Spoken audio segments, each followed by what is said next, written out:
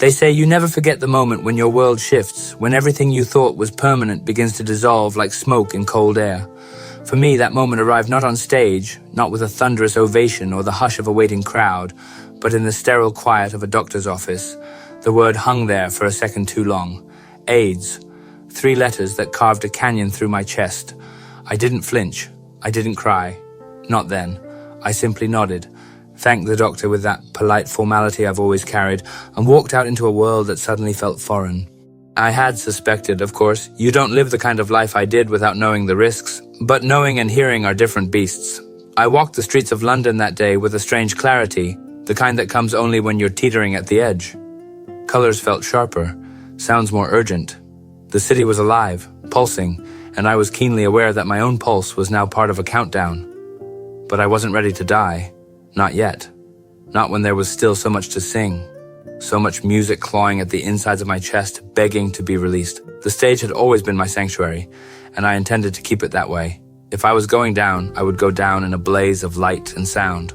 No whimpering exits, no quiet retreat. I didn't tell the world, I couldn't, not then. The press were wolves, circling always, sniffing for blood. I kept it private, shared only with the band and a few trusted souls. Brian, Roger, and John, my brothers in arms. They didn't flinch, not once. No pity, no awkward silences. Just a kind of fierce, unspoken loyalty that wrapped itself around me tighter than any stage spotlight. Music became my defiance. We threw ourselves into The Miracle, and later, Innuendo. Every note, every lyric became a whisper of rebellion. My voice may have started to betray me, weakened by fatigue, by treatments, by the sheer weight of it all, but my will held firm. I would sing until I couldn't. I remember the sessions vividly. I would walk into the studio, thinner, paler than before, but still strutting, still cracking jokes. The guys knew. They could see the toll, but they never treated me like a dying man. They treated me like Freddie, and that made all the difference. Some days were hell. My body was failing faster than I could accept. My immune system was a flickering candle. There were moments when standing felt like lifting a mountain. But give me a microphone, and something would light up inside me. I would forget the pain, forget the weakness. For a few golden minutes, I was whole again. I never wanted sympathy. I never wanted to be seen as a victim. That wasn't me. My image had always been bold, theatrical, larger than life. And even as the disease shrank my body, I refused to let it shrink my spirit. I wore outrageous clothes. I laughed louder than I should have. I lived harder, knowing time was running short. There was one moment, a rehearsal for a video shoot. I could barely stand. My legs trembled beneath me, but the camera rolled and I gave it everything. Because when the world saw me, I wanted them to see Freddie Mercury, not a man dying, but a man still burning. Friends became lifelines. Mary, ever by my side, unshakable. Jim, with his quiet strength. My beloved cats, my sanctuary at home. Each of them a thread holding me together. I found solace in small things. The warmth of sunlight through a window, the familiar chords of a piano, the silence of the night when the pain receded just enough for sleep. The last live concert with Queen was in 1986 at Knebworth. I didn't know it would be the last. I remember the sea of faces, the roar, the electricity. I remember the power that surged through me as I belted out, "We are the champions," unaware it would be the final time. If I had known, maybe I would have held that last note longer. Maybe I would have said more, but there was still work to do. Even as my body deteriorated, we recorded. I sang with every shred of strength left in me, sometimes just a line or two at a time, resting between takes, my breath ragged, but my spirit sharp. Brian would play something on guitar and I would smile. We were still creating, still alive in the only way that mattered. Looking back, I don't regret. I lived 1,000 lives in one. I soared, I stumbled, I danced with shadows and kissed the sun. And in those last years when everything was stripped away, the fame, the excess, the noise, what remained was the music, always the music, and the love, from fans, from friends, from those who stayed even when the light began to fade. That love carried me. It still does. Even now, wherever I may be, I imagine the echo of my voice lingers in some distant chord, some stage light, some tear-streaked face singing along. I was Freddie Mercury, and I was never afraid to be. Pain became a language, not the kind you speak, but the kind that hums beneath the skin, that pulses with every heartbeat and flares with each breath. I learned its rhythms. I learned how to hide it. On some days it was a whisper, easy to ignore. On others it was a scream, but I never let it own me. Even when I could no longer walk without help, Even when mirrors stopped reflecting the man I remembered, I still held on to that sliver of fire inside me. There was a quiet dignity in those days. I didn't want the world to see the decline. I'd built an image larger than life, bold, untouchable. To unravel publicly would have been a betrayal of that persona, so I withdrew, not out of shame, but out of love. Love for the fans who deserve to remember me whole, unbroken. Behind the walls of Garden Lodge, life took on a different texture, slower, more intimate. The phone rang less, the crowds faded, but the people who mattered were always there. Mary visited constantly. Jim held my hand through the worst of it. Joe, Peter, Phoebe, my chosen family. They shielded me from the noise, from the vultures outside the gates. Within those walls, I wasn't a rock star. I was just me. We kept recording. Somehow, I would sit at the piano and tap out melodies with trembling fingers. My voice cracked, my breath caught, but the desire never faded. I remember singing Mother Love. It was one of the last. I couldn't finish it. Brian had to take the final verse. My body simply refused. But in those verses, I did manage. I poured everything. Longing, fear, hope, surrender. It's strange what the body remembers. Even as it fails, it clings to routine. I would wake, wrapped in layers, my body chilled despite the heat. Breakfast, medication, a few steps through the garden when I had the strength. Then back to the studio. Always back to the music. I needed it more than ever.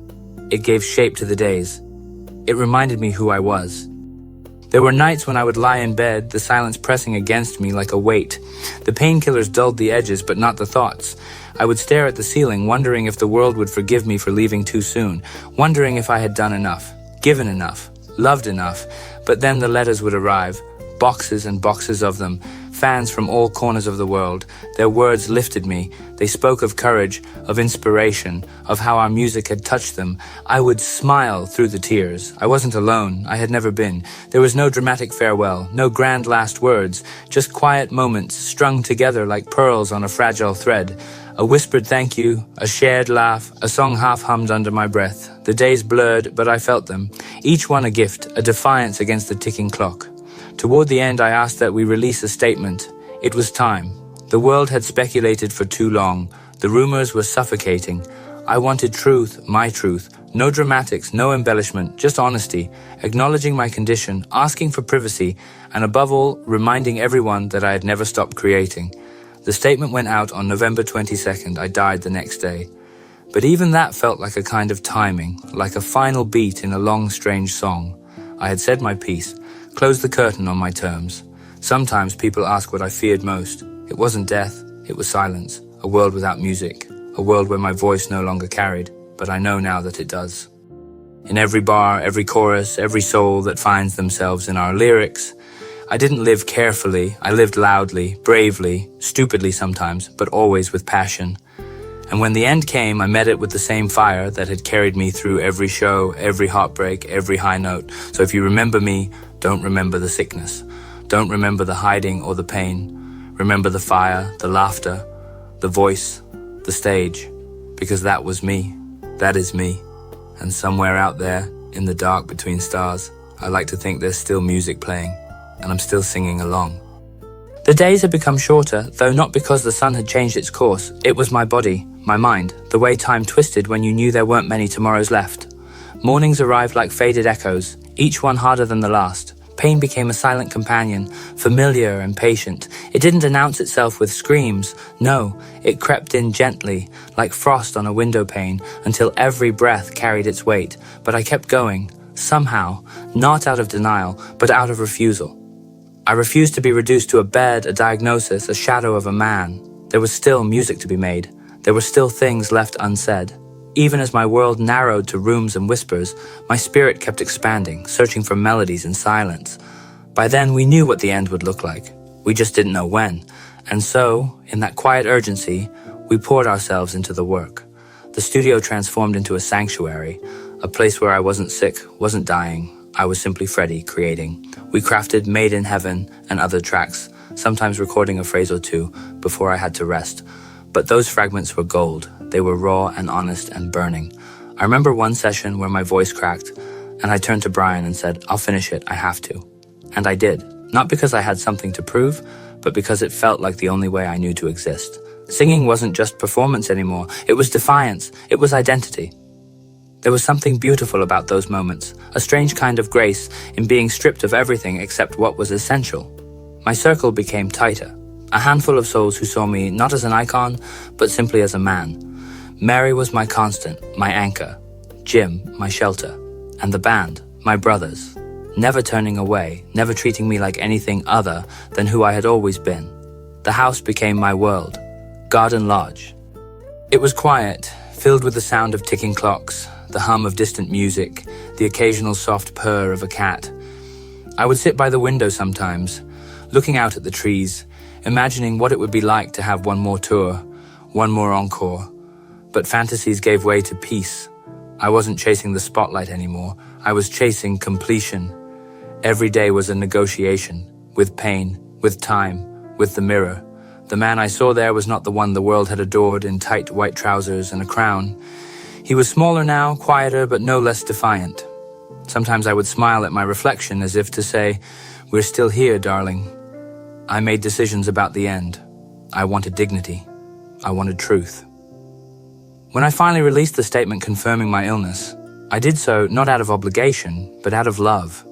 For those who had followed me, believed in me, danced in the glow of our music. They deserved honesty. The day after the announcement, my body gave out. But that was not the end. Because what we leave behind is not measured in time or trophies. It's measured in echoes, in the way a voice lingers in the air, in the way a song finds someone who needs it years later in the dark. It's in the way someone stands taller because you dared to be yourself. I didn't fade. I exploded. Quietly, maybe, but with brilliance. I became a part of something larger than fame, larger than charts.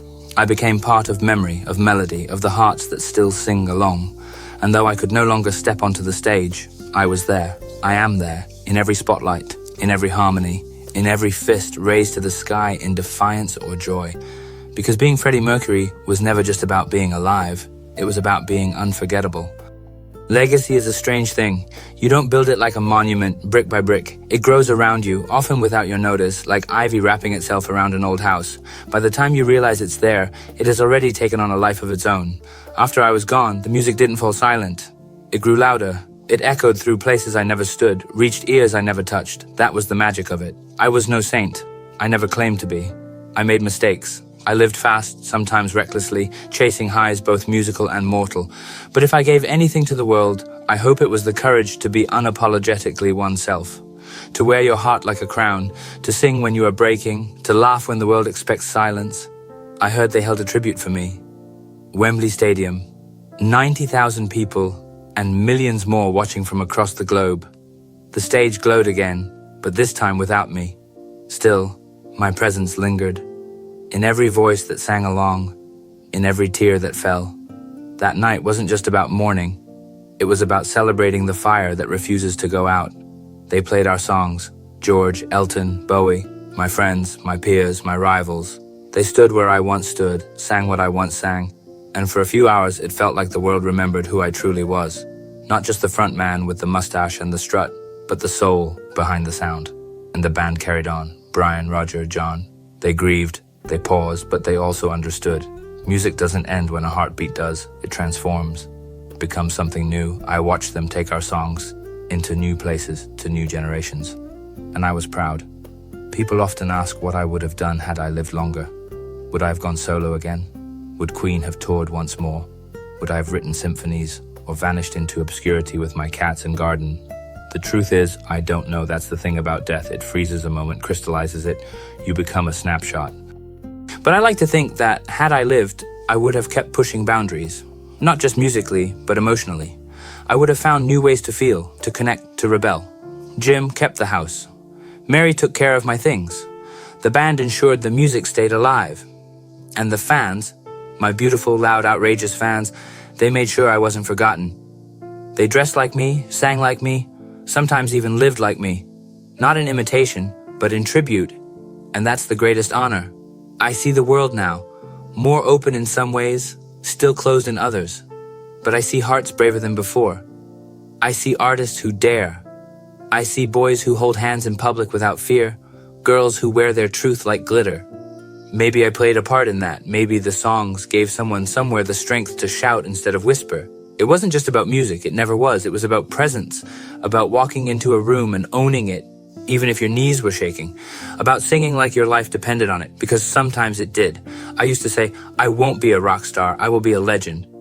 Looking back, that wasn't arrogance, it was prophecy. Because legends don't die. They resonate. They adapt. They whisper through the cracks of time, reminding us to burn brightly, to live loudly, to never dim for the sake of comfort.